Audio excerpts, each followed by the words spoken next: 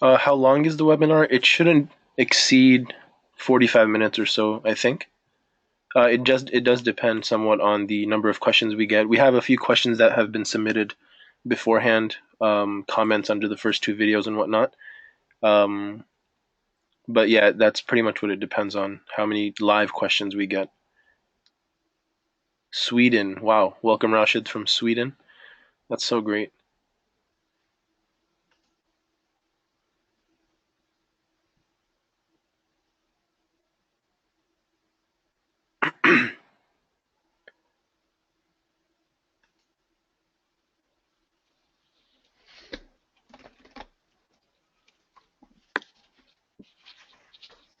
Maldives.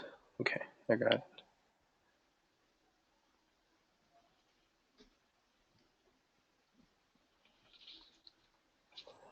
Abish, everything good on your end? Yeah, I always thought it was Maldives.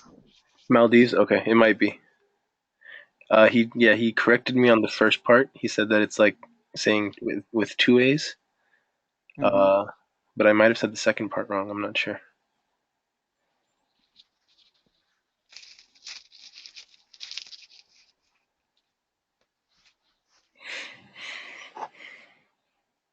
All right, we'll get started in 1 minute.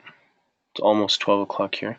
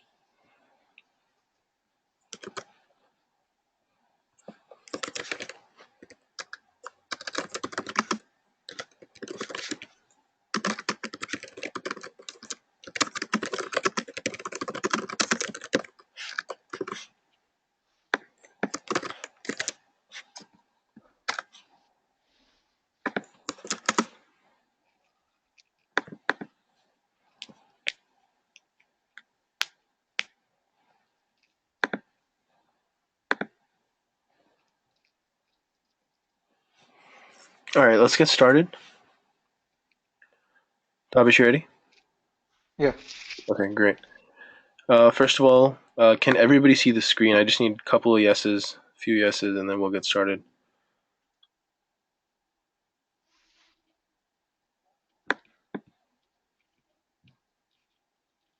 Y'all can see the screen?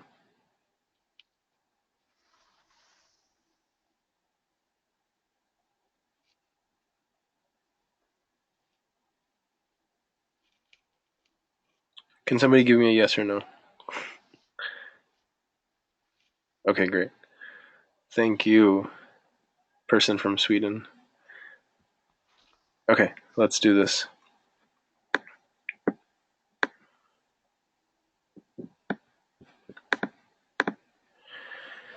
All right, guys. Welcome to this webinar. It's about questions about selling on Amazon. So again, this is basically after the first two videos that I've released. So there's basically a free 4-part video training. If you're not already familiar with it, I'll be giving you a link at the end of this presentation so you can check it out. But I think most of the people who are attending probably already have access to this 4-part training. And the first two videos have been released. The first one was released on Monday, last Monday, and then the second one was released on Thursday. So two videos are done. In the first video was mainly about product selection and supplier selection and even how to create your Amazon Seller Central account. It was like an hour and a half long video. All of that was covered. And in the second video, I introduced the tool Profit Phoenix, which can help you accelerate that process and automate that process to a certain extent. So hopefully those of you who have accessed those two videos, hopefully you've benefited from them and enjoyed them. And hopefully we can answer and address some of your questions that you have based on those two videos. So let's get started now. My special guest is my good friend and colleague Taabish Inaam. I'm going to let him introduce himself and kind of tell us his story and his journey and how he started this business and what kind of success he's had in the very short period of time he's been involved in this business. Myself, I am the founder of Ecom Entrepreneurs Academy, which is an online Amazon course. And again, I put together the free four-part video series, to kind of benefit as many people as possible. Those who are looking into starting their own online business or getting involved in entrepreneurship.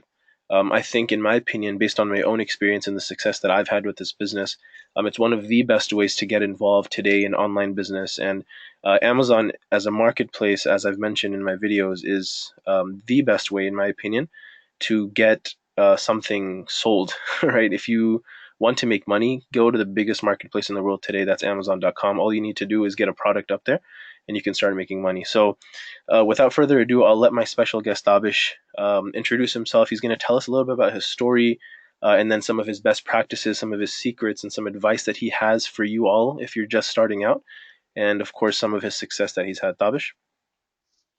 All right. Everybody hear me? Razan, you can hear me, right? Yes. If I can hear you, I think everyone can hear you, hopefully. But let All me right. make sure and get if y'all can hear Taabish, just give me a yes.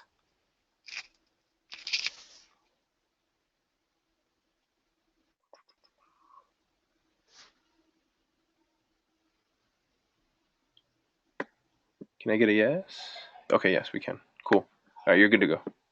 Okay. So, a little bit about myself. I come from an IT background. I've been in IT for about 9 years, ever since I completed school. I did my major in information systems here in Dallas, Texas. And back in 2012, I started looking into different side business opportunities. Both my parents had basically retired, and I was looking for ways to generate income to help support them. And that kind of began me on a journey um, to the world of entrepreneurship. You know, you're never trained um, in school. You're always trained, to go out, get a degree, get a job, save up your money. But I started on this journey, read a lot of books, looked into a lot of opportunities, and I got really interested in the real estate side. Ended up getting my real estate license, starting a small wholesaling business within real estate. And I was doing that, and it was helpful. I mean, we were able to generate a decent income that helped support my parents.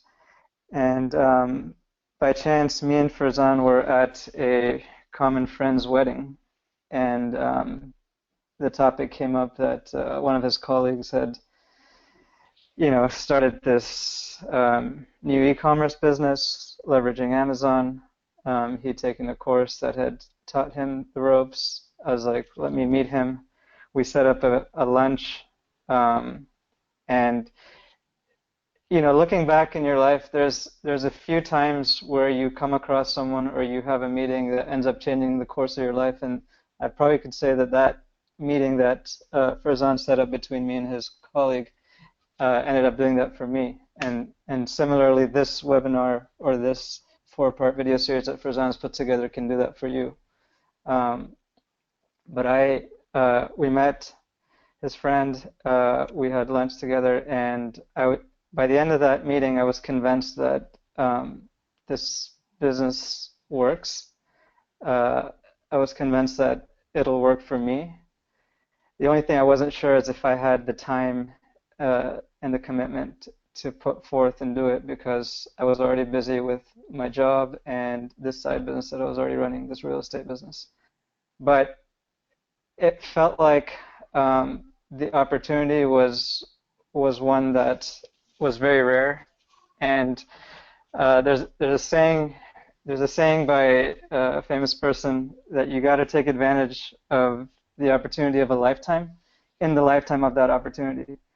And the lifetime of this opportunity is now. Selling online, it's only scratching the surface, right? So long story short, I ended up you know, getting a course, learning the business, and this was about April 2014 or so. I started going through the course. Now, life came in the way, things happened, and I didn't actually fully get started till September of 2014. That's when I got my first product live and launched.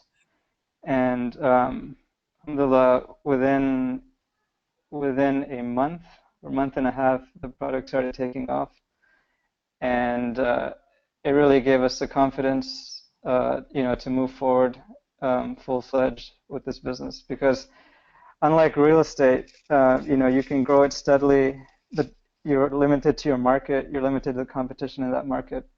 Um, this is like walking into a Walmart that the whole world shops at and being able to put your shelf space in that Walmart. And so the opportunity is just endless. And we realized quickly that we need to start focusing all our eggs in this basket. And we slowly started transitioning away from our real estate business and started focusing on this. When I say we, I'm referring to my family because when I started down this business path, it was always for my parents. So my brother, myself, and my parents help out with the business. And that was really helpful because I was working a full-time job and my brother was going to school full-time. So it helped to be able to have other people that can help out with the business while we're doing it. So it's been a little bit over a year now that we're selling on Amazon. We've grown the business to um, probably 8 or 9 products uh, over a couple of brands, and it's been life changing for us. So um, that's pretty much the short of my story. Um, as far as secrets go, I can tell you that the most important thing. Hey, Taabish, can I Uh, it, can I yeah, shamelessly interrupt you for a sec? go for it. Okay, so just a couple of questions based on your story, and then we'll get into Mm, your secrets and your success, inshallah. Um, so you mentioned that you used to do a real estate business on the side, and again, all of this was mm, while you had your full-time job. So can you right. kind of compare and contrast between, starting a real estate business or any other kind of, business, typical business that, the average person kind of looks into when looking into a part-time side business, such as real, Hmm. and compare and contrast that with Amazon and your experience and what the difference was in terms of maybe investment, in terms of effort, in terms of, how quickly you were able to scale it, and the return on your investment. Yeah. With the real estate business, I mean, you have to have a large amount of capital, because um, if you end up buying any property, even if it's for a short term, you have to have the capital. Mm. So that's a huge difference in this business. You can literally we started this business with $1,500 on our first product, you know, which is next to nothing. If you go to start a typical business, a brick and mortar business, you're talking about a minimum of $250,000, you know. Yeah. So that's a huge difference here. The other thing is the guidance uh, with this business is a lot better than any other business you're going to. There's so much good material out there, and Frazan's put together an excellent course which takes you through every step of the way. You know, one of the one of the best things that you can do is to have success at anything is model someone who's already successful, right? So take this course as an investment in yourself, and um, and the path is laid there for you already how to be successful. You just have to follow it. Um, Other things, the time, the time to scale this business. I mean, we scaled this business part time over a year, alhamdulillah, and supporting, my parents, my brothers, my family. So uh, no other business that I know of. that you can scale that quickly, that fast, part time. You know, Yeah. you actually, if you actually do it full time and give it all your effort, who knows where you could be. So with real estate, it took us a lot bigger upfront investment, it took us a lot more time, and again, you were limited to your immediate market. So. Awesome. You also mentioned that you invested in a course. So the $1,500 you mentioned that you started the business with, I'm assuming that Mhm. didn't include the cost of the course, right? Correct. That Okay. was How just much? our inventory cost. Okay. How much was the course that you took? The course I took was 3,500. Okay. Well, so total, including the learning, the training plus the actual business, you spent around 5 grand or so to start. Mm-hmm. Awesome. And you mentioned that you did it with a full-time job. Can you explain kind of some of your experience? Um, how difficult was it or how easy was it to be able to pursue this business while having a full-time job? And of course, you have your family, you have your parents, you have your spouse and children and whatnot. With everything else happening in your life, what kind of experience did you have trying to pursue this business? Um, yeah, so when I was when I was working, literally I had weeks where, it'd be 40, 45-hour weeks, and then there's times when, I'm working 50, 60-hour weeks, 65-hour weeks. So things can get crazy, but the biggest thing is that A, I had help, uh, and B, um, I had to make time every single day to put aside to this business. So whether it would be, after everyone goes to sleep, or whether it be getting up early in the morning when everyone's asleep, but I had to take out some time from my schedule, uh, which was already crazy. And that's like anything in life, anything um, that's worth achieving requires a level of sacrifice. And um, it's not a get rich quick scheme. It's not you invest in this course and you wake up tomorrow morning and you're going to be rich. No, you have to put in the time and effort to do it. But um, eventually, the reward uh, and the potential for reward in this business is unlike any that I've seen. And since 2012, I've been looking into different business options to go into. So, Awesome. And one story I want to share with the audience, and Taabish, you can correct any inaccuracies in that story. I remember that this was probably nearly a year ago. I would say this was probably 6 or 8 months after you actually started this business. And then, as an entrepreneur, myself at least, I work at Starbucks quite often. That turned into like my office space for quite some time. So I'd be there every single day from the morning, like 7 a.m., 8 a.m. till about 2 p.m. or so, kind of just working on the business. So I remember one time I was sitting there and Taabish walked in because we live in the same locality, and he was meeting with a colleague of his, and I overheard some of their discussion, and I knew that they were talking about Amazon, so I approached Taabish afterward, after their meeting had ended, and I was like, "Hey, were you guys talking about Amazon?" He was like, "Yeah." I was like, "So what's up?" And he was like, "This is my colleague who had the opportunity to pursue this business at the same time that I did 6 to 8 months ago, and he was basically regretting his decision not to pursue it, and Taabish, of course, had decided to pursue it." And by that point, Taabish was, I think you had already scaled your business to like 2 or 3 products. Excuse me. I think it was 2 or 3 products and 5 figures a month in revenue. And so, is that pretty accurate? yeah, that's pretty accurate. And that friend, we worked together in a previous job, and I had that's exactly correct. I had mentioned to him about it, and he kind of overlooked it. Uh, and then now, um, that's the biggest regret is that he didn't start earlier. But he's also very successful because he puts in the time day in day out, even though he's got a family, he's got a wife and kid.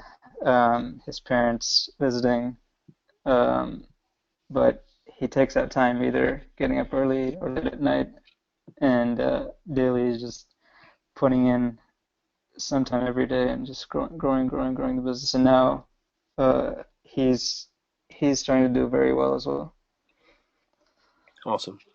So we had about, I think, 20 minutes or so allocated to this introduction and your story and whatnot. So we have like 2 or 3 minutes left. So in those 2 or 3 minutes, if you can quickly share your, your experience, your success, anything else that you maybe haven't mentioned thus far, any advice, your secrets for the attendees. Sure. Um, Really, what I'd like to say is the biggest thing that determines success in this business is your mindset. So you have to know 100% without a shadow of a doubt that this business works, right? We wouldn't be up here telling you if it didn't work, right? So once you believe that, then it's just a matter of when, right? It's just a matter of when it's going to be working for you. It's a matter of how much time you're able to put towards it, and success will come. The other thing is the other type of person that we've seen uh, ends up having success in this business is someone who has a little bit of capital to start up with. So if you're scratching and clawing just to be able to invest in the course, then it's probably not for you. But if you have a little bit of money, a few grand in there saved aside, then it's going to help as you're starting up this business. Um, the other thing is uh, remember that a wall isn't built overnight, right? So you need to lay a brick each night, and eventually a year later you're gonna have that wall. So just remember that and work a little bit at a time every day, and eventually you'll see the results. So it's not a short-term thing, right? This is a long-term thing. Um, and the other thing is if you're able to leverage your family, that proved to be huge for me. We were able to divide up the different roles in the business. So probably as one, we work, you know, still part-time, but uh, individually, we're all working extremely part-time. So my brother goes to school full-time. I go to work full-time. My parents both have, they're studying and different things that they're doing, so they also do it part-time. But individually, it adds up. Collectively, it adds up, and you just divide up what each person's good at. My mom comes from a graphic design background. My brother comes from a customer service background. He handles that.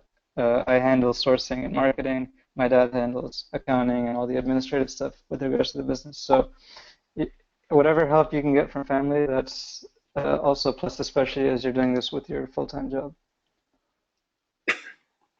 Okay, awesome. All right, so let's get into the questions. I'm gonna check the chat box and see, make sure that no one has any kind of questions at this point yet.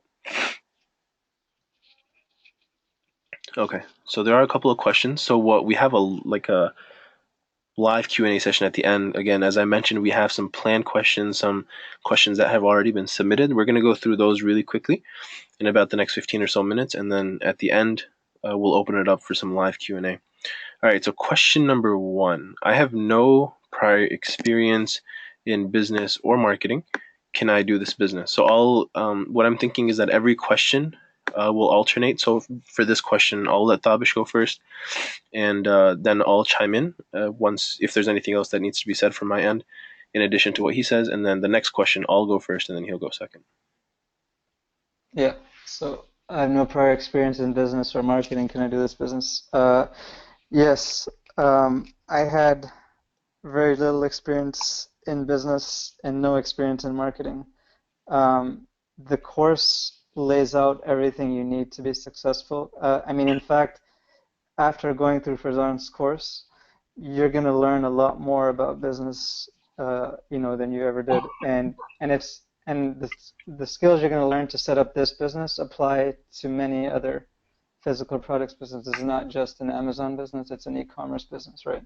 So you're still creating a physical product. You're still getting that product manufactured, distributed, sourced, marketed, sold. So there's a lot of valuable skills that you're going to learn along the way. Um, but no, you don't need prior experience to doing it. Okay, great. And yeah, I mean, I have the same answer. You don't need prior experience. We know tons of people. I'm talking about hundreds to thousands of people who had absolutely no prior experience in business or marketing.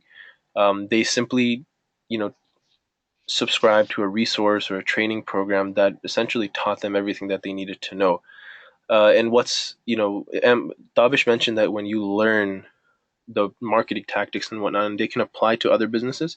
There are also some specific tactics that only apply to the Amazon business. There's a very strategic way of marketing and promoting your product within the Amazon marketplace. And so you don't need any external knowledge, in my opinion, to be able to actually learn that and implement that. Right? You just need a course. You just need to learn those specific strategies and tactics, and you're ready to go.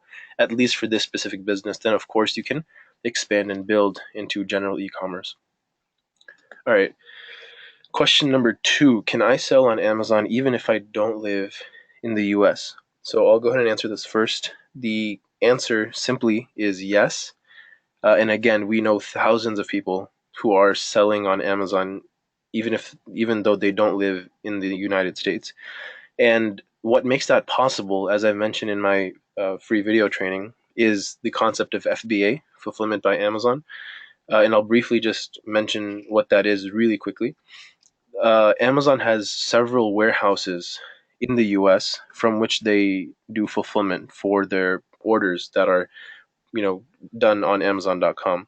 And Amazon has multiple marketplaces in the world, but for the purposes of this training and this course and whatnot, we're discussing Amazon.com specifically, which is the US Amazon marketplace. And so you have a supplier that you find for a product that you found that's already selling well on Amazon, and you have them once that production is done and your inventory is ready to be sent and shipped from China. Most of the time it's from China. You just have the supplier ship it directly to Amazon, and there's a process to be able to do that.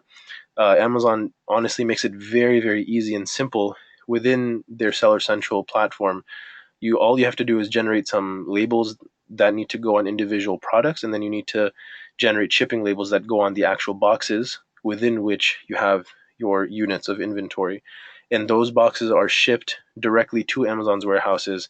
And literally, you can be sitting in India or China or Pakistan or Saudi Arabia or the UK or the Middle East or anywhere in the world, Australia, and all of this stuff is you can manage all of this stuff from wherever you are as long as you have a laptop, you have an internet connection, and you have an Amazon account and you have a product, right? That's all you need. That's all you need, and you can manage this entire business because you never have to touch your inventory. And that's the beauty of this business and why so many people around the world have pursued this business and have had success with this business. All you need to do is manage it, because one of the most common things that makes people not want to do this business is the concept of inventory and storing and fulfillment and processing orders and refunds and this and that. All that stuff in this case is taken care of by Amazon. So absolutely, if you don't live in the US, you can still do this. Amazon actually has a long list of countries that are accepted to create an Amazon Seller Central account. To register for an account on the Amazon.com US marketplace as a seller, there's a long list of countries. And what's amazing is that even if you're not on that list, which that list has like 100 countries or something on it, so it's very unlikely that you're not on that list. But even if you're not, there are still ways you can get around that, right? You just have to have like a US bank account, like a credit card or debit card that can be charged internationally. So there's also ways around that, and that's also all covered in the course itself.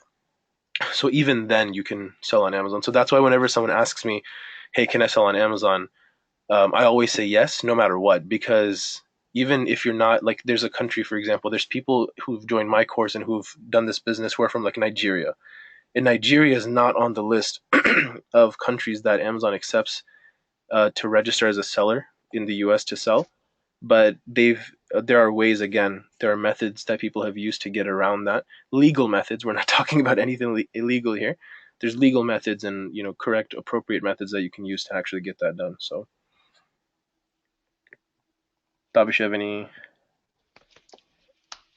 Um, No, all I know, I don't know exactly the process, but I know there's plenty of people that are widely successful and they live in the UK and different countries, Dubai, so All around the world. all around the world.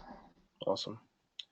All right, question number three. How do I ship products directly to Amazon FBA? I kind of answered that question with the last one, but Tavish, you can elaborate if you need to on this one. How do I ship products directly? Yeah, it's just a matter of within your Seller Central account, you're just going through a series of steps that print out labels which will go on your boxes. You send those labels by email to your supplier. Your supplier will put it on each of your boxes, and then you can ship it directly to the Amazon warehouse. It'll tell you which warehouse to ship your boxes to.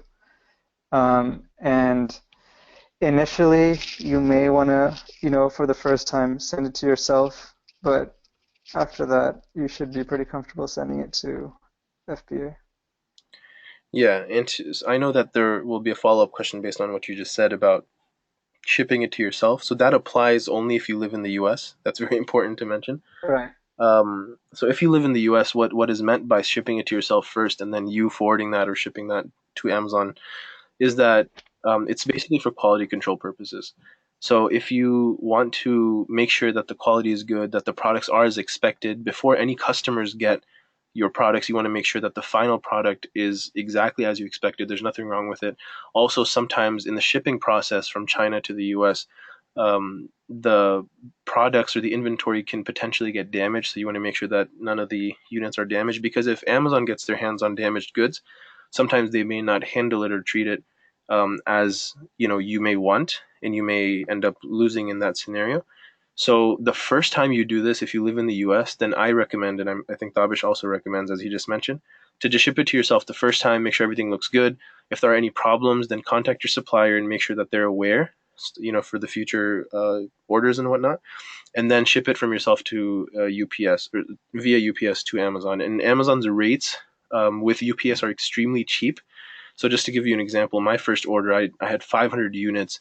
Each box was around 20 pounds, and I had five boxes. And my total for shipping 100 pounds, five total boxes, was less than like $60 or something. It was really, really cheap.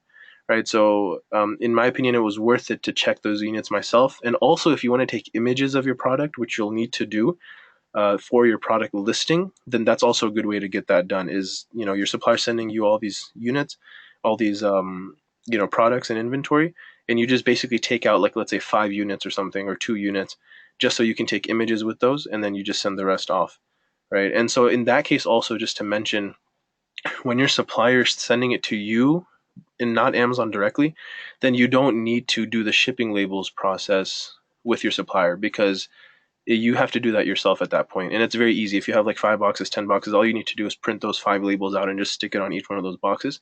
And then you ship it off to Amazon. So hopefully that makes sense. Yep. All right, question number four. My job is very demanding, so I won't have much time to put in. Is that okay? Yes, absolutely. I think that Tabish and I both are good examples of that. We both had full time jobs when we started this business. And there weren't the typical. I guess the typical full time job nowadays is a very hectic and very busy job. So even though the typical amount is 40 hours a week, generally people end up working 50, 60 hours a week, and also that's not even including the commute times. So there's a lot of time that we dedicate, that we have to put into a full-time job, and both of us had very stressful, hectic jobs, and we also both have families. We have children. We have, our parents are both also very close to us in terms of where they live. So all of that, still we were able to pursue this business. And like Davish said, it's all about consistent action, right? I didn't put in more than, let's say, 30, maybe an hour a day into this business, but over a long period of time that builds up. And if you can get certain action items or certain tasks done on a daily basis, like Davish said, you just put one brick on that wall every single day. And once you look back and you look at that, it's eventually it's going to become a big wall. And that's, what happened with both of us. You look back, it's the success that we've had is all based on very, very small amounts of consistent action over a long period of time. So absolutely, if you have a very demanding job, even if you have a family, you have other commitments, you can do this business as long as you make sure that your action is consistent, no matter how small that action is. Yep. Okay, cool. Question 5. The Amazon business and its success to me are too good to be true. So this is another very, very common question. And in other words, the person is trying to say, is it a scam? So a lot of people have this question or concern. I'll let Taabish address this first. Uh, it is not a scam. I mean, Um, when we were looking into this, this was another common question that we ourselves had, right? So you want to kind of tell us about that? Say it again. I said that when we were both also looking into this business, Hmm. I mean, I also had the same question. And I'm sure you had the same question. You know, like, is it a scam? You know, sometimes things that the courses even that we saw were kind of sleazy looking, salesy type. You know, Yeah. yeah, I mean, there's always like, a crazy sales pitch, words that you don't feel sound genuine, that you realize that's just marketing, right? Once you get into this business, you become on the other side of the marketing, so yeah, you start seeing things as they are. But um, no, we know thousands, hundreds of people that you know went through this learning process that are widely successful. I also know a lot of people that are not, but there's something consistent about those people that are not successful, and that is that they doubt it from the beginning. They don't have the right mindset. Or B, I can't tell you the number of people I know that, took a course, and then they didn't take any action. mm, And again, take a small amount of action, but do it consistently. The people that aren't successful is because they haven't started.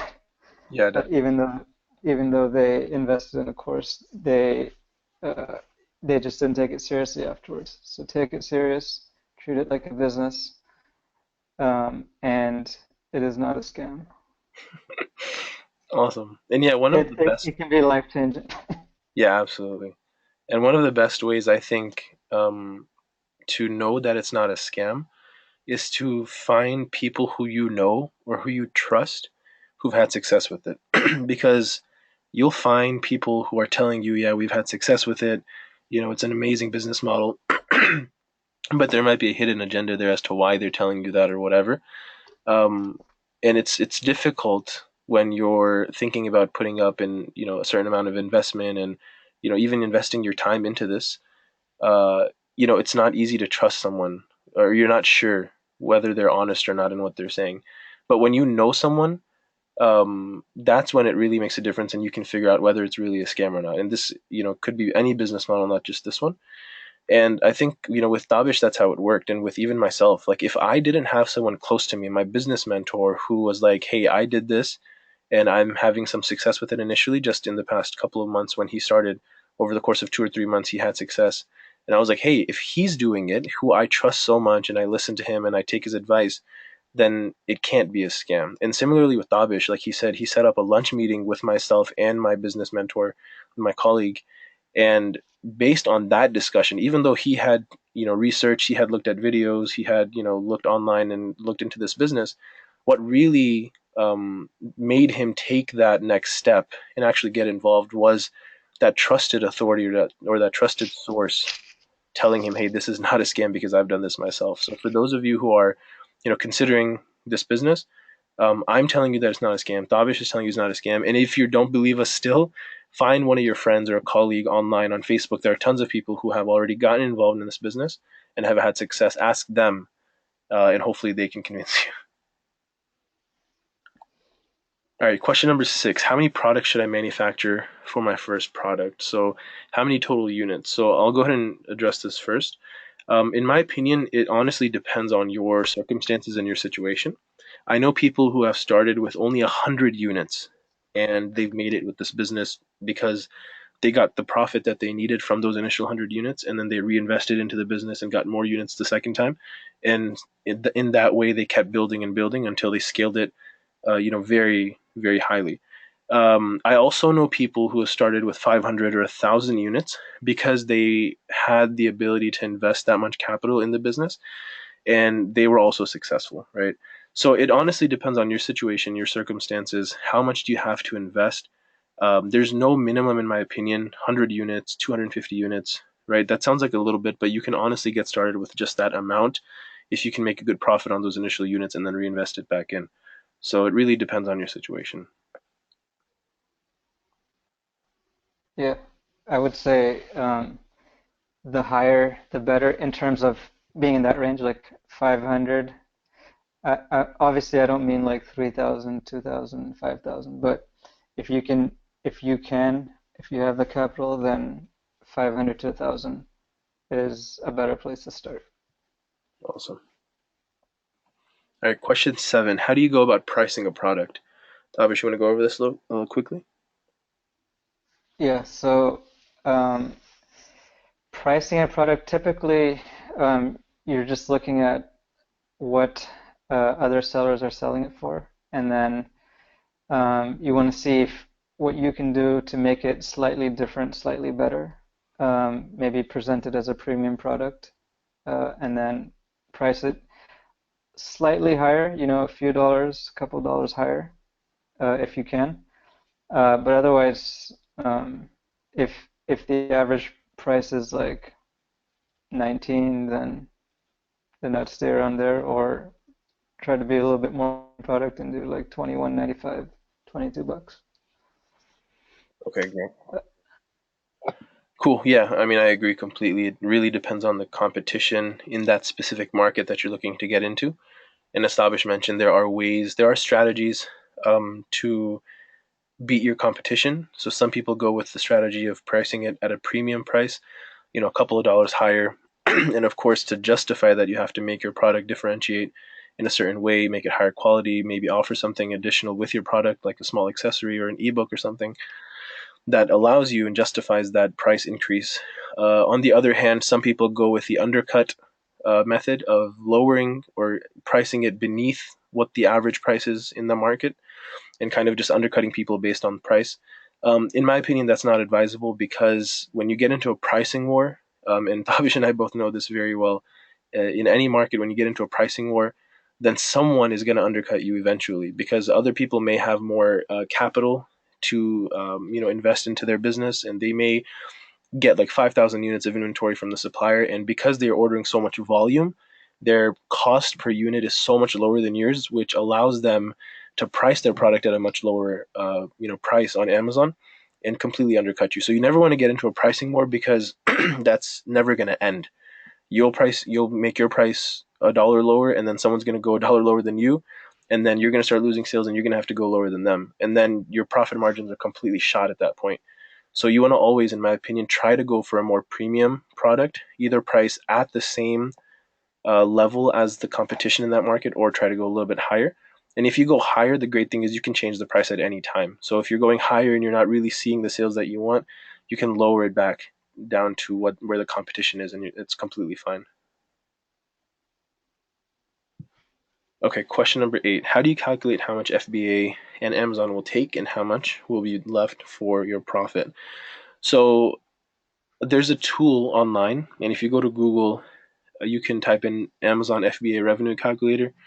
That tool, that calculator, will essentially allow you to predict fairly accurately how much Amazon will take for a specific product that you're getting into. So basically, you enter a URL or the ASIN actually of the product that you're looking into the market.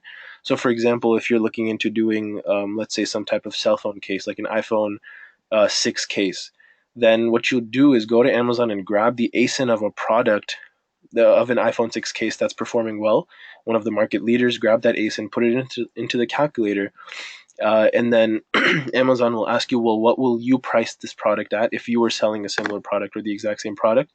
And based on those two things, or based on that entry, when you hit calculate, it's going to tell you, hey, here's how much exactly we're going to take if your product is this product priced at this price point, and it's going to show you how much profit will be left. So essentially, that's the best way because it's a tool created by Amazon themselves, so it's the most accurate way.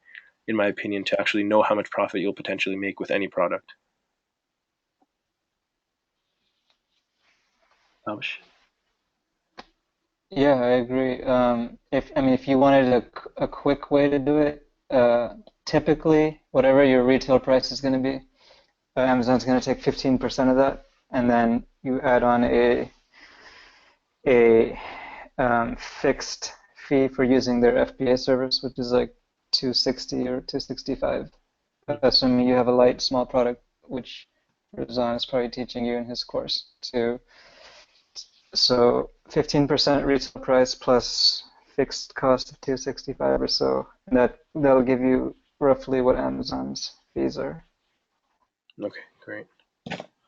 So again, that's the FBA revenue calculator. You can find that on Google. It's a free tool you can use to calculate potentially how much profit you'll make. Or you can use the kind of quick shortcut method, which honestly is a bit less accurate, but again, it would also give you a ballpark range of what your profit may be. Yep. All right. Sorry, you had something to say? Yeah, that's right. Okay, cool. All right, question 9. How do you do FBA labeling and send the products to Amazon? So this kind of we answered already, um, I think, right? Do we need to Yeah, look into this? It's pretty much the same question, right? yeah. Okay, cool. All right. Question 10. When looking into a product, why is it that sometimes the number 2 and 3 keyword search results are higher in BSR than the number 1 result? So there are a couple of questions that are coming up that are more detailed in terms of, very specific questions about some of the training. So again, this is based on the free 4-part training videos 1 and 2 that I put out that have been released already this previous week. So this is based on that first video. So I'll let Taabish um, address this really quickly. Number 10, Yeah. looking into a product, why is it that sometimes the number 2 and 3 keyword search results are higher in BSR than the number 1 result? Um, so give me an example of that. Okay. So um, let me answer it, and I think that'll make because the question Okay. itself is kind of so. In some cases, there's basically two forms of ranking on Amazon.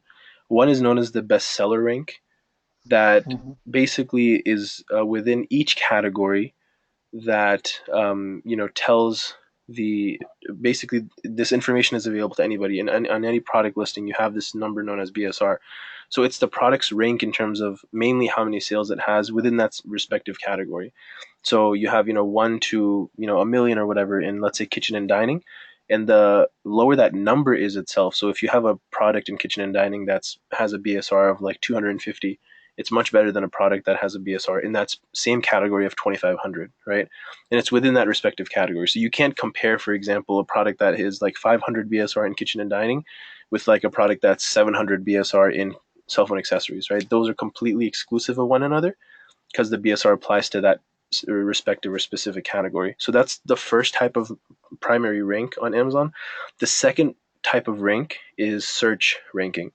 So, and again, these are somewhat exclusive of one another. So it's possible that a product may have a better a better search ranking than another product that has a better BSR than it, if that makes sense. So someone may have put in a lot of effort to try to get search boosts through different training, through different methods and strategies that we teach and tactics, to get, let's say, a number 1 spot or a number 2 spot on a page, on the first page of that keyword search result or that keyword search.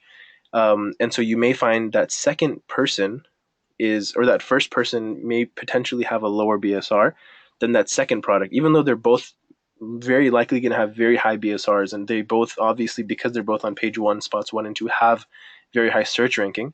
It's possible that those two may switch. So you may see like the first spot on that page has a BSR of, let's say, 250, and then the second spot has a BSR of like 200, right? So the second one is actually better, but they're still relatively close. And that again that may happen because one of them may be focusing more on the search ranking, and they were able to get their product ranked higher on the search.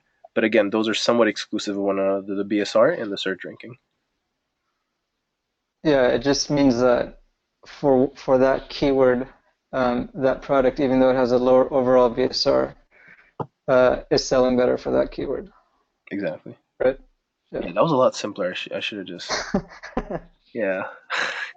So hopefully that makes sense. That was a great, very concise way to put it.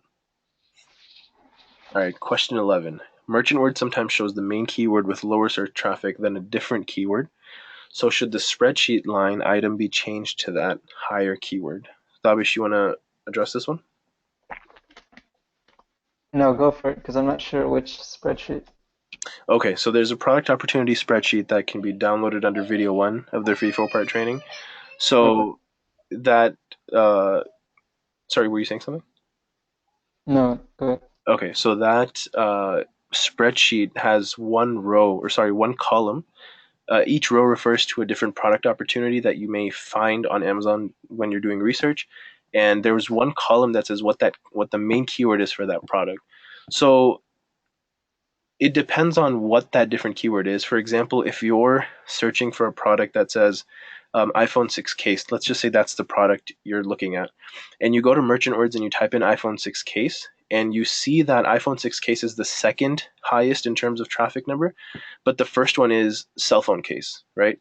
In that case, you wouldn't take that higher keyword that has a higher search traffic because it's not specific enough to your market or to the product you're looking at, right? So it may be likely that someone is searching for cell phone case. That search term may be searched more often on Amazon. That merchant words is telling you cell phone case may be searched more than iPhone 6 case. But you can't say that cell phone case is the primary keyword for your product because it's irrelevant to your product or it's not the most relevant keyword for your product. Whereas in a case where, let's say, you're looking at the product iPhone 6 case and you see that iPhone 6 silicone case or iPhone 6 you know Cover. metallic case or iPhone 6 cover, right? Let's say that that keyword has better search traffic than iPhone 6 case, which you initially thought was the primary keyword. Then in that case, you should probably take the one that's higher because that will give you more traffic and it's specific enough and it's relevant enough to where it will still lead directly to your product. It's not too vague. Amish? Yeah, I agree. Okay, cool. Look at the merchant words traffic, and if it's specific enough and it's showing higher, then more than likely, that's your main keyword. Okay, great. Question 12. Some people are looking specifically for brand items, such as master lock for a combination lock or known baby product manufacturers for safety, etc. Should items such as these be avoided? Avish, you, Uh, yeah, go ahead. I can go ahead with this. So you have to look at the data. If you see that the product is more branded search versus just keyword search, then it may be better to avoid it. Like if you were to go to merchant words and you see the brand has like 50,000 impressions search volume and the main keyword has like no search volume, then it's probably better to avoid it because that means the product sells mainly due to brand name. Whereas the majority of items on Amazon sell, people search for keywords, not brands. Okay, excellent. So we do have a few questions that have come in. We have two more planned questions, 13 and 14, and then we'll get into some of your submitted questions. Thank you all for the patience. Okay, so how many items should be put into production at once for starters? Is it better to start off with one product and see how it goes, or can we do two or three products to start with? In my opinion, based on my own experience and based on some of my clients and students, I've noticed that those who start with one product generally do better starting out because they're able to focus on one product and because they don't have any prior experience with this business. It's better to try it out with one product, and even if you potentially fail or you don't do as good as you want to with that first product, at least you got the learning experience, and at least hopefully you at least broke even, and you gained that experience through that with that first product, and now you can learn from that experience and do better with future products. So, in my opinion, go with one product, focus on that one product, really learn the process, learn the business, learn how everything works, the ins and outs, and then hopefully it does well. Even if it doesn't do well, at least you can do more products. Whereas if you do all, let's say, like three products at once to start out with, um, first of all, just because you are not focused on one product and you have to deter your focus from one to three products, that's going to hurt you just starting out. And secondly, because you don't have previous experience, you can't use one to learn from that experience and then do better with the second and third. You're kind of just going to do that with all three of them at once, and that's not the best thing in my opinion. So start out with one, and it also limits your risk as well in this business. So you don't have to invest as much if you're doing versus two or three products at once. And also even your time, it's going to take you much more time to do two or three products at once than just to do with one product. I agree 100%. Okay. Last question that we have, and then we'll get into the live Q&A. So sometimes when the item is picked out of the best sellers list, and then a generic term is put into all categories, it is no longer number one on the list of results. In fact, you find something that results higher and has a higher BSR, should that item be utilized now instead? So this is referring to the manual process of doing product research. You're going through the categories on Amazon, the best sellers list, and then going to subcategories.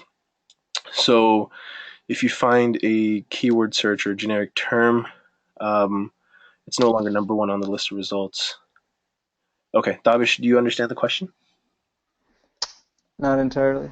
Okay, so I think what this person is saying is that let's say they were doing research and they found a product that potentially met all the criteria between 1,000, 5,000 BSR and others, and then they entered that keyword term. So let's say again, I'm just going to go back to the generic example of iPhone 6 case. Let's say you found an iPhone 6 case that had like 2,000 BSR, and it met all the other criteria as well. So then you type that keyword term or that keyword phrase in Amazon, the search bar, and then when you searched it, it came up with some products that were actually ranked higher in terms of BSR than that one that you found, right? So in that case, should that item be utilized now? So I think yes, because generally you want to look at, or you want to take the example of the market leader or whoever's the highest ranked in that market. So I would go with that one.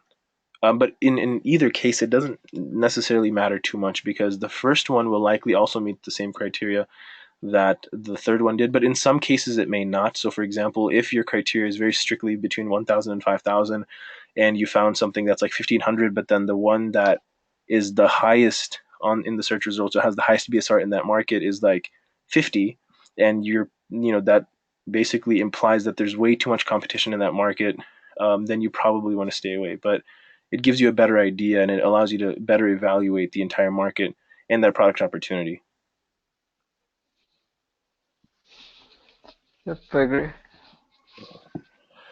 Awesome. So those were the 14 questions that we had pre-planned. Now let's just spend a few minutes before we conclude this webinar to address any live questions. So there are several. All right, please explain what is it specifically about the business that requires so much time? So Tavish, you want to answer that one? I'm not sure what the definition of a lot of time. We said that we did it part time, and we were able to grow it slowly and steadily. Uh, but once you get to a point where you do want to go at it full time and you do want to grow it, then it takes a lot of time researching products. It takes a lot of time researching how you want to differentiate your product. It takes a lot of time to, um, once your product is, or it takes a lot of time to actually source your products. And once your product arrives, or while you're waiting for it to arrive, it takes a while to do keyword research on your products and how you want to create your listings. It takes time to get photographs done, and I mean, you're not doing the photographs, but there's a time period that takes photographs and getting them designed the way you want them compared to your competitors. It takes time to then market your product. So all those things take time. especially when you're in the growth phase and you're going from one product to, 5 or 10 products. So that's that. Awesome. I completely agree. Essentially, everything in the business takes time. It may not seem like if you look at a certain part of the business by itself, it's like, okay, well, it's not too bad. But then when you put everything together, it does add up quite a bit. Okay, what kind of class did you take before starting your business? So I think any online course, in my opinion, and there's many, many out there that range from like 300 to like $5,000. But there are many, many Amazon courses out there. Again, I have my own course, Ecom Entrepreneurs Academy. What's leading up to that, and it's launching soon, is the free 4-part video series. So again, the first 2 videos have already been released.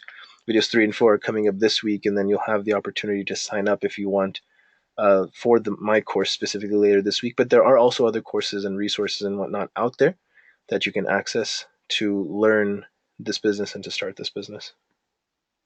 Okay, when you want to get ranked, what are the strategies that you implement when you're stuck on page 2 and not moving? So this person seems like they've already, um, started this business, and she's stuck on page 2 apparently, and she's not moving. So what kind of advice can you give her?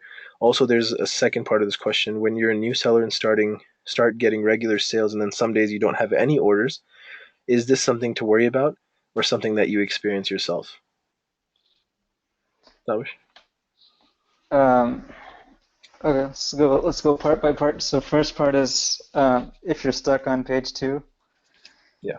how do you try to take that next step and get it on page one? Yeah. And sorry, quickly, Um, for those who may not be as experienced in this business yet, what we mean when we say stuck on page 2 is, like Tabish said, for any product, there are specific keywords that people can search to find that product or that similar product.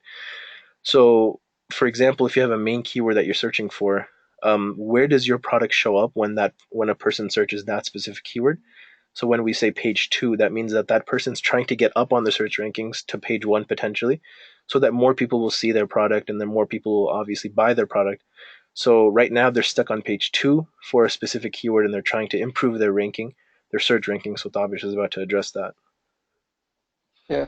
So search ranking, at the end of the day, for any keyword, it comes down to two things: sales volume and having, 5-star reviews for your product. So um, you have to figure out how you're going to get sales to your product for that specific keyword. The way you can target a specific keyword for sales is through the super URL.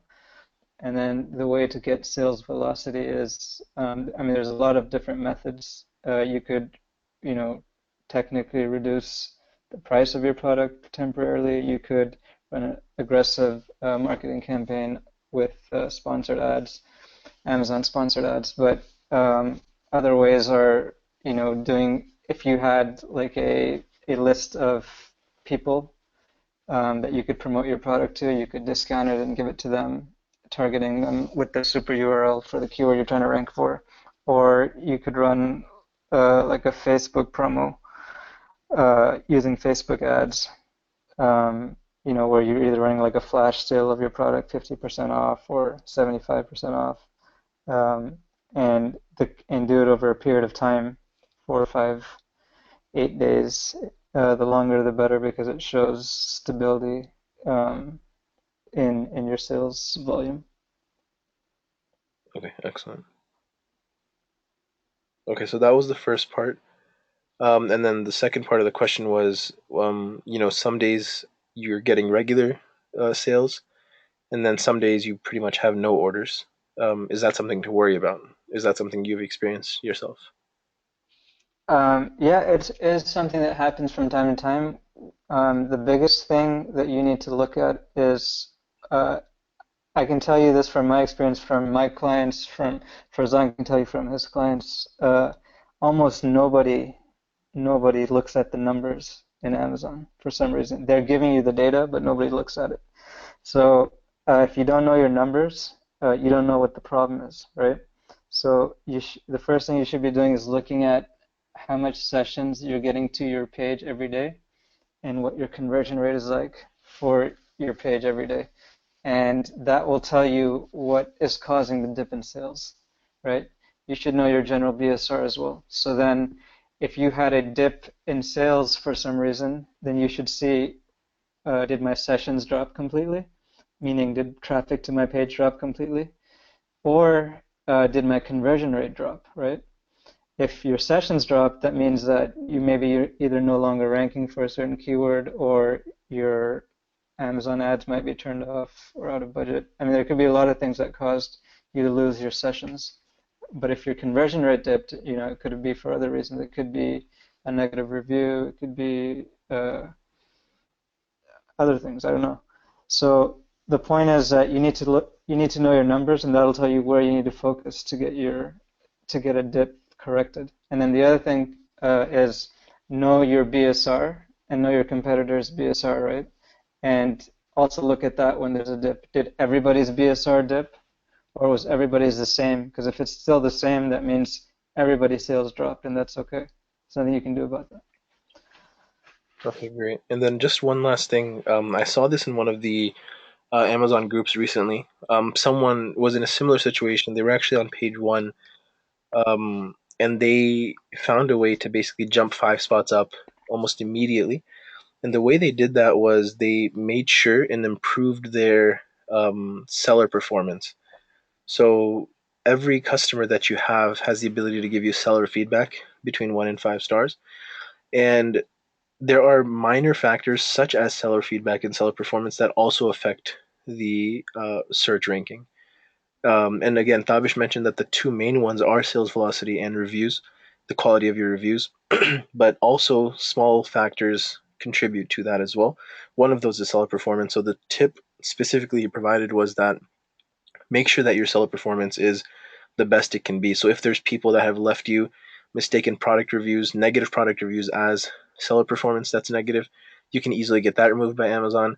You can also make sure to respond to any email that you get from a customer to your Amazon seller account within 24 hours, right?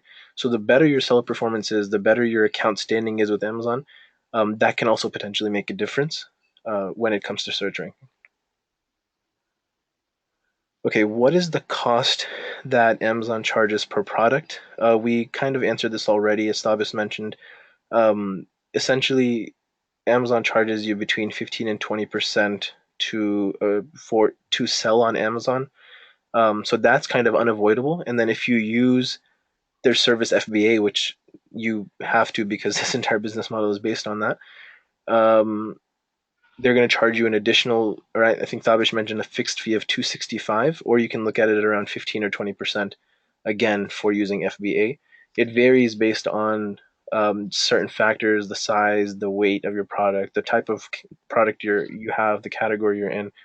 But generally, it's around that number. Thabish, anything on that one? No, that's it. Okay. How do we going about offering something extra like an ebook or an accessory? So I'll answer that kind of quickly. Um, okay, someone said disregard it, but I'll answer it anyway. So in ebook, you can provide. It's obviously a digital product, so you can set up an email follow-up sequence using a tool such as Feedback Genius or even Profit Phoenix now has an email tool that allows you to set up follow-up emails at specific points in the process to your customer. So when someone places the order, you can send an email. When the product is shipped, you can send an email. When like 7 days after any one of those things, you can send an email. So you have a lot of control over when exactly you send emails to them. So generally with an ebook, you can send it to the person immediately after they place the order, have an email sent out to them saying, hey, thank you so much for your order. Here's the link where you can download this ebook, right? So you can either include that that ebook in the email itself through Feedback Genius. Somehow it actually allows you to put that link in, even though Amazon generally doesn't allow external links. For whatever reason, I've been able to do it through Feedback Genius. I'm not sure if others have had that experience, but you can very easily just have it as an attachment in that first email. Uh, with regards to an accessory, that's something that you can have or you can discuss with your supplier. So generally, if your supplier is making a product for you, it's very likely that they have similar smaller accessories or similar products that you can buy very cheaply. Or even if not your supplier, then you can maybe find someone else who can potentially produce it for you and ship it to your supplier so they can pack it all together. It can be something very small that's very inexpensive to you. For example, 10 cents, 15 cents, 20 cents per unit. But that potentially allows you to increase the value of your product by a dollar or two, right? So even though you may not um, make that right away, someone may purchase your product versus a competitor's just because they see more value in yours because you're providing that extra accessory or that extra thing with it, whether it's digital or whether it's a physical product. So that's how you would do that. Again, with the physical product, you just have it included as part of your product, whether your supplier is producing it or if someone else in China is producing it. You just have them ship it to your supplier, and they should be able to put one of each of that unit into along with your actual product. Tavish?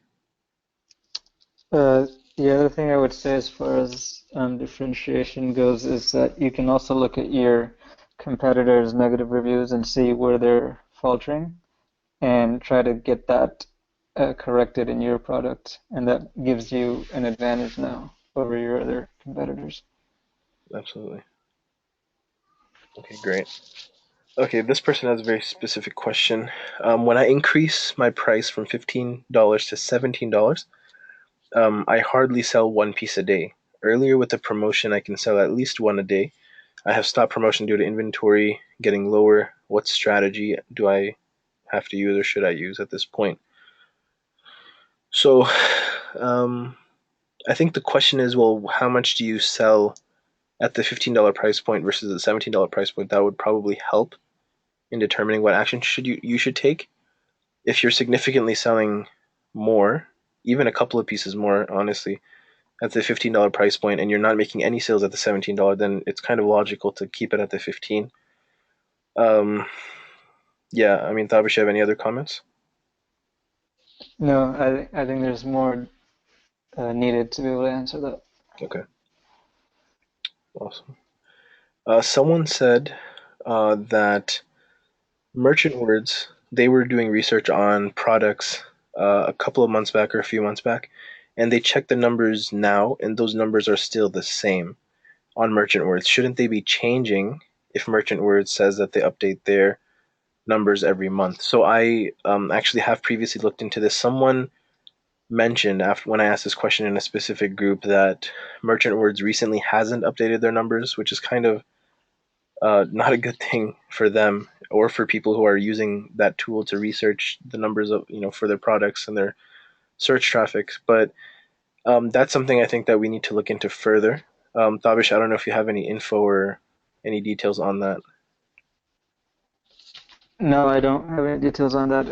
I would just say, as a general rule, when you're using tools, external tools like this, you want to use it uh, as a general idea, but don't make it a, like your Bible that you go by. So um, just use it to get an idea, but they're not perfect.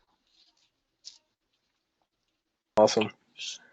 My daughter just joined me. Okay. Um, okay. What if your product is not selling? How long will it take Amazon, or how long will Amazon hold it in their warehouse before they ship it back to you? So I don't know if there's any point where they ship it back to you, but they just hold on. Iman, no. All right, give me 1 second. Oh no, this is really cool. I can answer. Okay, sorry I about don't I don't know if they yeah, I don't know if they send it back to you, but I think if your product stays for a lengthy amount of time, like a year or something, then they might start charging you a fixed fee for it, that. for storage. But if it's selling, and your product regularly sells and you're regularly replenishing your inventory, then there's no additional fee. But if it's just sitting there, then um, I don't think they send it back to you, but there might be an additional fee to just sit there. Yeah, if you go to Google and just type in Amazon long-term storage fees, I think that should give you a breakdown of basically how much they will charge you if your product is in their warehouse for a specific amount of time. I think they have specific periods of time or specific marks where they charge you. So I think there's like a 6 month mark, and then there's like a 12 month mark, and they'll tell you, hey, for this, because you're taking up this amount of storage, we're going to charge you this much. So yeah. All right. And what about homemade products? Can I use FBA? Yeah, I mean, honestly, any product that is selling on Amazon already, you can, for the most part, use FBA. And of course, you want to make sure that the product that you're looking into meets the criteria of, being the correct weight, the correct, size, and then amongst all the other criteria. And if that is the case, then it doesn't matter what kind of a product it is. For the most part, you can do it on FBA, especially if it's a simple product like homemade product. There are other product categories such as beauty and others that you'll need approval to actually be able to sell in those categories. For the most part, it's not that difficult. But if you are looking into one of those categories, just make sure that you are meeting those prerequisites before you get into that product, and make sure to get approved to be able to sell that product. Um, but yeah, and that generally applies to, I think, the beauty category for the most part. Taabish. Yeah, that's it. Okay. Someone asked, how is my course different than Amazing Selling Machine? Uh, I'm gonna address this in my fourth video in my free 4 part training. For now, the biggest or one of the main differences is the cost. So ASM is 5,000 or so dollars, whereas my course will be around 500, around the tenth of the cost. So that's one of the biggest differences. I believe that a person should not have to invest that much money into training and learning. Rather, save that money, invest a tenth of that, and invest the remaining amount in the actual business. So that's why my course is priced at a much lower price than ASM or many other courses out there, because I want to be able to benefit as many people as possible. In terms of the content, for the most part, it's the same. There may be extra tools and resources and whatnot, and then the community is much larger. But I'm not sure if it's worth an extra $4,500. Um, what additional stuff will the course offer that is already not covered in my videos? So in my videos, I cover product selection, I cover supplier selection, I cover how to create your Amazon seller account, and that's mainly what I cover. There's not much more other than those things that I cover. And in the full course, not only do you get more in-depth versions of those topics: product selection, supplier selection, how to create your account. As I mentioned, there's actually additional steps that a person has to take if you're outside the US to create an account, if you're not on the list of accepted countries. So I've done like hours of research on that and put that together as one lesson in one of my modules. And then when you get further into it, there's very specific steps on how to put together your product listing and optimize it, how to do keyword research, how to do marketing and promotion, do sponsored ads, how to manage your business, different parts of your business, and whatnot. So all of that is included in the course that's not included in the free videos. Um, After completing your course, if I need advice or suggestion, will that be available? Yes, absolutely. We have a Facebook group, and you can also reach out to me via email and through Facebook. How do you manage the bad reviews? Tabish, I'll let you take this one. How do I manage the bad reviews? Yeah. The best way to manage bad reviews is to get a lot of good ones.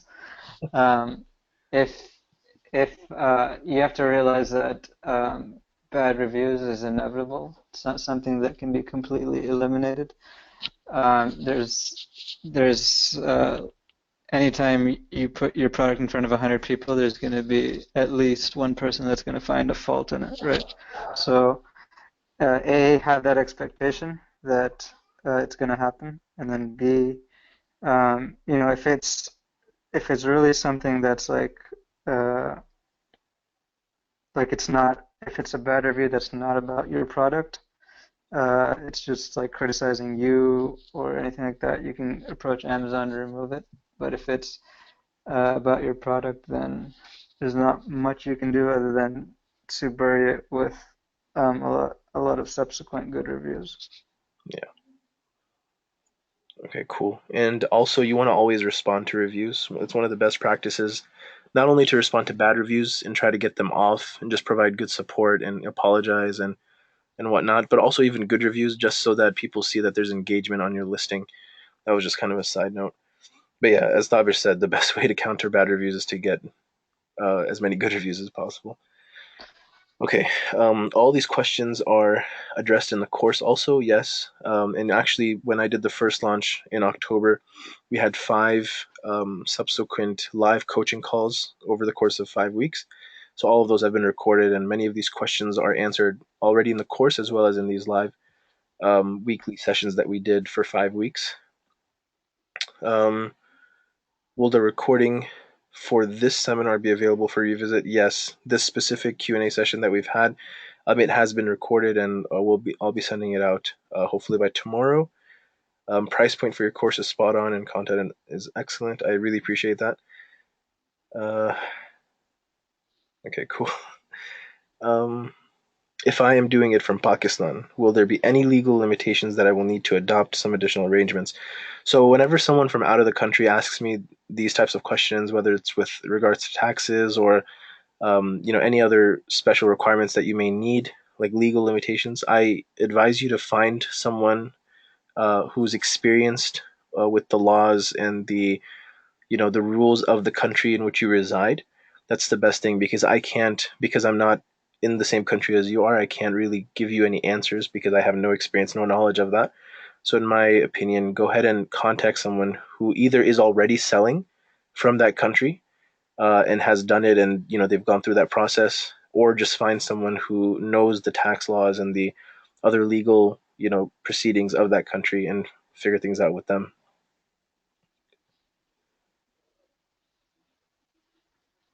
Okay. Tavish, I'll let you take this one. And we're almost done. There's only like one or two more left.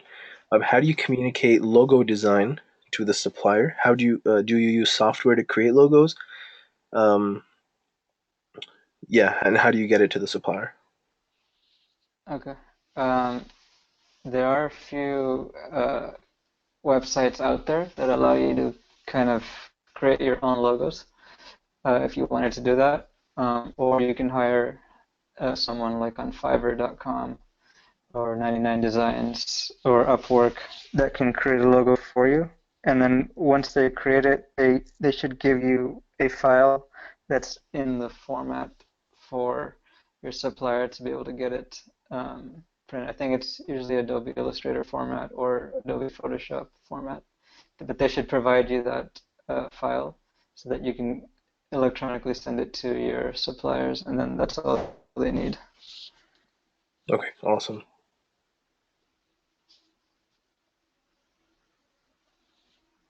Uh, okay, the person doing it from Pakistan is just saying, do they allow that? As I mentioned previously, pretty much no matter what country you're in, there are ways to make sure that you can sell on Amazon. There are just some specific requirements that you have to meet and prerequisites that you have to meet, such as a U.S. bank account, internationally chargeable credit card, amongst a couple of other things. So the answer to your question is yes, and that's covered in detail in my course. But with regards to the legal stuff, again, like I said, contact a professional who lives or resides in your country. One last question. Um, Someone said here, do you offer mentorship? So for myself, honestly, I don't have time because I have the online course and just responding and answering questions and taking care of the students themselves in the Facebook group and responding to emails and whatnot takes a lot of my time. And this is also not the only business that I'm working on. I have others too. So mentorship, as much as I enjoy it, working one with people, I just don't have time currently. Tabish, if you do mentorship, uh, maybe you can. Um, no, at this time, I don't. I'm also very overwhelmed with a lot of things going on. But both of us are in general available here and there. So ask questions through the different forums and channels that are made available to you, and inshallah, you'll get answers. But direct one-on-one long-term coaching or mentorships, not at the moment. Okay, great. All right.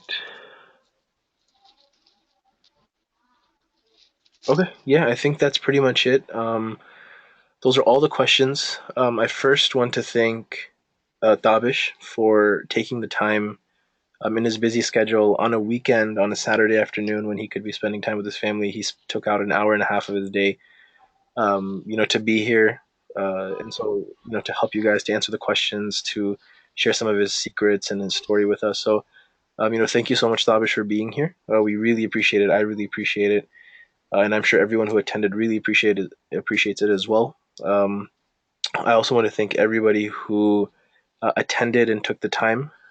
Again, for all of you, it's also a weekend. It's also may not be the most convenient time, but you still took out that time to be here. Hopefully, you benefited and hopefully, you found some value. And if there was one question that was itching at you or that was bugging you and you needed an answer, hopefully, we were able to provide that answer for you so that you can continue moving forward with your business. That's pretty much it. Tabish, you have any final words? Uh, no, just thank you for having me. Uh, and you guys just go in with the right mindset, and anything is possible, inshallah. Awesome. Yeah, best of luck to everybody, in pursuing your business. Take consistent action, no matter how small, as long as you keep it consistent. If you're part of the free video series, continue following that. As I mentioned, videos 3 and 4 will be released in the next few days, this coming week. Also, the link on the screen that you see, bit.ly/EEA training. If you're not already signed up for the 4 videos, you can do that at that link. That's it, everyone. Again, thank you all for attending. Have a great rest of the weekend, and we'll keep in touch. Thank you so much.